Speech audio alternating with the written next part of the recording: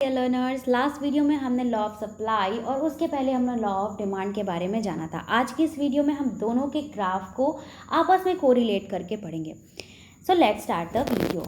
Law of demand का curve मैंने आपको बताया था कि इसका कर्व जो होता है वो डाउनवर्ड स्लोपिंग होता है और लॉ ऑफ सप्लाई का कर्व क्या होता है, अपवर्ड स्लोपिंग होता है।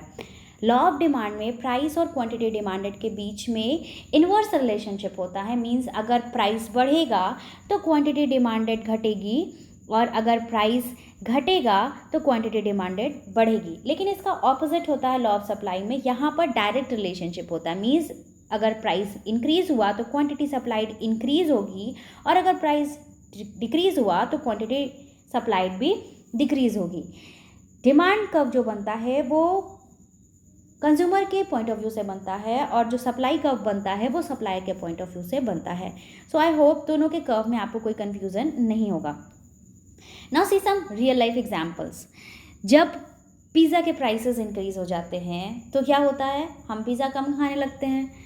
उसी तरह से लेकिन कुछ चीज़ें ऐसी होती हैं जिनका सप्लाई मार्केट में बढ़ता है। जैसे फॉर एग्जांपल अभी सीएनजी गैसेस की डिमांड बहुत ज़्यादा बढ़ रही है, तो जो सप्लायर्स हैं वो गैसेस की सप्लाई भी मार्केट में ज़्यादा लाने की कोशिश कर रहे हैं। तो ये हो गया सप्लाई के पॉइंट ऑफ व्यू से, और पिज़्ज़ा का जो एग्जांपल था वो हो गया हमारे क्वांटिटी डिमांड के पॉइंट ऑफ व्यू से, लॉ ऑफ डिमांड के पॉइंट ऑफ व्यू से।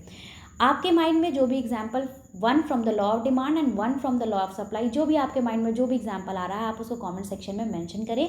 आई होप आपको लॉ ऑफ डिमांड और लॉ ऑफ सप्लाई क्लियर हो गया होगा। और कुछ ऐसे टॉपिक्स जिनके बारे में आप जानना चाहते हैं, you may mention in the comment section. Thanks for watching.